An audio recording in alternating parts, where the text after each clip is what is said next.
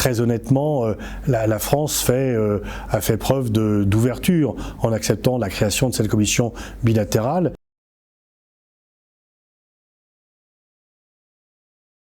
Ah, c'est pas à moi d'en juger. Ce sont aux Malgaches de déterminer quelle doit être leur position par rapport à leurs intérêts. Et en fait, la France n'a pas à dicter aux autres pays la position qu'ils ont à prendre, et un intellectuel français n'a pas à dire ce que les Malgaches doivent faire.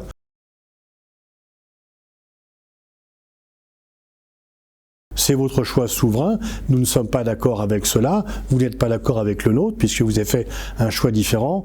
On ne va pas sanctionner un pays parce qu'il a pris des choix différents, et je crois que ce désaccord qui existe sur une question importante entre l'Union européenne et Madagascar n'aura pas de répercussions négatives, il n'y aura pas de sanctions de l'Union européenne envers Madagascar, ou il n'y aura pas des mesures de rétorsion de Madagascar envers les pays de l'Union européenne.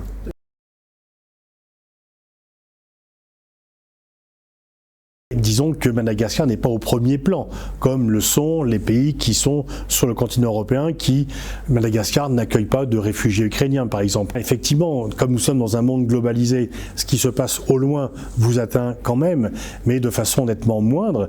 Et une fois encore, Madagascar fait des choix souverains qu'elle fait en fonction de ce qu'elle croit être le meilleur pour l'avenir de ce pays, et nous ne pouvons que le constater.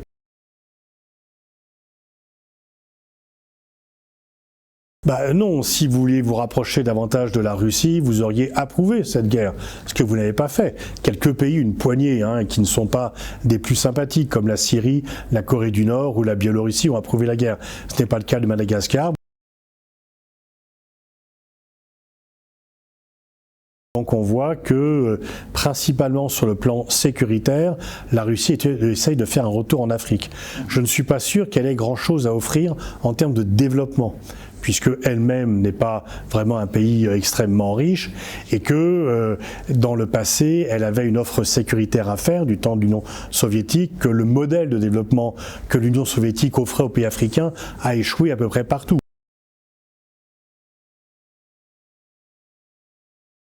La France est présente dans l'océan Indien de façon immémoriale. Elle est présente même territorialement. Elle a quand même, c'est un pays de la région. La France n'est pas un pays extérieur qui vient faire des tours dans la région. Elle est de plein pied dans cette région. Elle développe une stratégie indo-pacifique parce qu'elle voit que cette région monte en puissance en tant que telle, mais la présence de la France n'est en rien une nouveauté. La France est présente depuis fort longtemps, elle fait partie de cette région. La France n'est pas une puissance extérieure à l'océan Indien.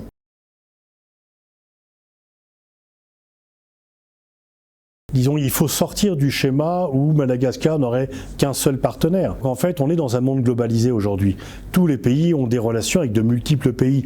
Il n'y a pas de relations bilatérales exclusives. Je ne pense pas que la France vive le fait que Madagascar ait d'autres relations avec d'autres pays comme une perte de son influence. C'est juste le reflet de la globalisation où tout le monde est partout.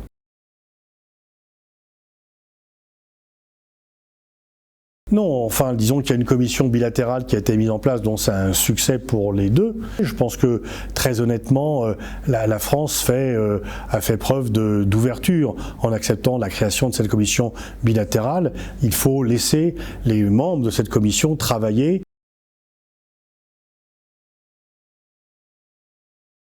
Moi, j'ai pas de boule de cristal, je ne lis pas dans le marc de café, donc les résultats de ces négociations sera ce qu'en feront les deux protagonistes.